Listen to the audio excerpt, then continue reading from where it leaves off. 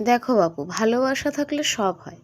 আমি আগের ভিডিওতে দেখিয়েছিলাম যে আমাদের যীশুখ্রিস্টের জন্য আমার পক্ষে যতটা সম্ভব ছিল সাজিয়েছিলাম। তারপরে আমার বর কিন্তু প্রায় রাত্রিবেলা 12টার সময় এসে যীশুখ্রিস্টের জন্য আরও একটি লাইট লাগালো এবং জায়গাটাকে আরও সুন্দর করে দিল।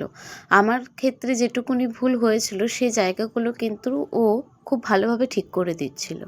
তাই বললাম যে ভালোবাসা থাকলে রাত্রি 12টা কি রাত্রি 1টা, সমস্ত কিছুই সেই ভালোবাসার মানুষটার জন্য করা যায়। যীশুখ্রিস্ট আমাদের এক ভালোবাসার জায়গা এবং আশা করছি অনেকের মনেই তিনি জায়গা করে নিয়েছেন। তো সেই জন্য আমাদের এত রাত্রে এই কাজগুলো করতেও কিন্তু একটুও খারাপ লাগছিল না। এই যে লাইটটা লাগানোর পরে দেখুন বন্ধুরা, লুকটা এরকম লাগছে দেখতে, যেটা আমার বেশ সুন্দর লাগছে দেখতে এই কারণেই, কারণ আমার মন থেকে বেশ শান্তি হচ্ছে এটা দেখে যে জিসাসের জন্য আমি কিছু করতে পারছি, হয়তো কিছুই না, কিন্তু জাস্ট ওনার জন্মদিনটা আমার কাছে নিজের কাছে স্পেশাল করে তুলতে পারছি, এটাই আমার কাছে অনেক। তো আমরা এখানে লাইটটাকে আরও ভালোভাবে লাগাচ্ছিলাম। আর এখানে তো অনেকগুলো লাইট একসঙ্গে জ্বলছে, তো ওই প্লাগটাকে ঠিকঠাক করতে একটু সময় লেগে গেছিলো। তো তারপরে কিন্তু আস্তে আস্তে সেটা ঠিকই হয়ে গেল এবং সমস্ত লাইটই একসঙ্গে জ্বলছিল। আর সত্যি কথা বলতে আমার অ্যাকোয়ারিয়ামের মাছগুলো ভাবছিল যে এত রাত্রে হচ্ছেটা কি, কারণ হচ্ছে এত রাত্রি পর্যন্ত কখনোই আমাদের এখানে কোনোই অ্যাক্টিভিটিস থাকে না। আর এই সময় আমরা অ্যাকোয়ারিয়ামের লাইটও বন্ধ করে দিই। তো সেদিন যেহেতু ক্রিসমাস ইভ ছিল, তাই অ্যাকোয়ারিয়ামের লাইটটাও জ্বলছিল।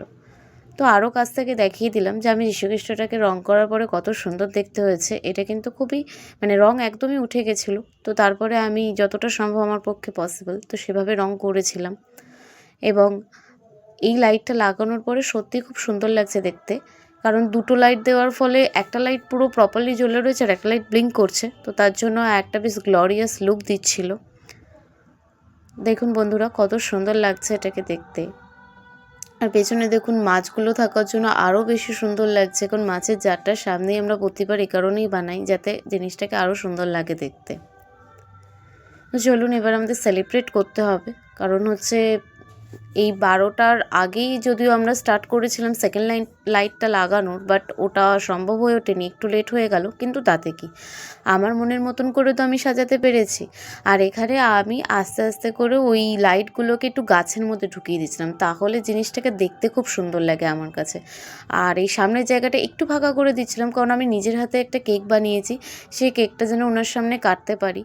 তো সেই জন্য, কারণ ওই জায়গাটা যদি ফাঁকা না করে দিই তাহলে আবার ওখানে কেকের প্লেটটা রাখতে পারবো না। আর কয়েকটা মোমবাতি জ্বালানোরও প্ল্যান ছিল আমার। তো আস্তে আস্তে আমি ওই জায়গাটাকে ফাঁকা করে দিচ্ছিলাম আর গাছের মধ্যে কয়েকটা লাইট ঢুকিয়ে দিচ্ছিলাম, যাতে জঙ্গলের মধ্যে গিয়ে এটাকে সুন্দর বেশ দেখতে হয়। আর এই যে এই ক্রিসমাস ট্রিটা, এটা কিন্তু পুরোপুরি সত্যিকারের ক্রিসমাস ট্রি, আমাদের বাড়িতে গাছটা হয়েছে, বাবু লাগিয়েছিল।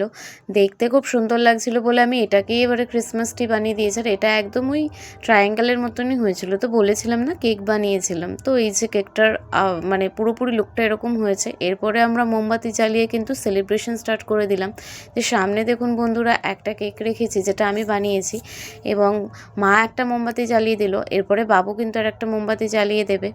তো জ্বালিয়ে দেওয়ার পরে কিন্তু আমাদের সেলিব্রেশন হবে, জাস্ট কিছুই না, কেকটা কাটা হবে ওনার সামনে। এবং সেই কেকটার আমাদের কাছে অনেক মূল্যবান, যদিও এটা আমি বানিয়েছি, তবু এই কেকটা আমার কাছে অনেক মূল্যবান। পৃথিবীর সমস্ত ভালো কেকের চাইতেও এটা আমার কাছে অনেক মূল্যবান। আর তারপরে আমি কিন্তু আমার হাজব্যান্ডকে বললাম যে কেকটা একটু কেটে দেওয়ার জন্য।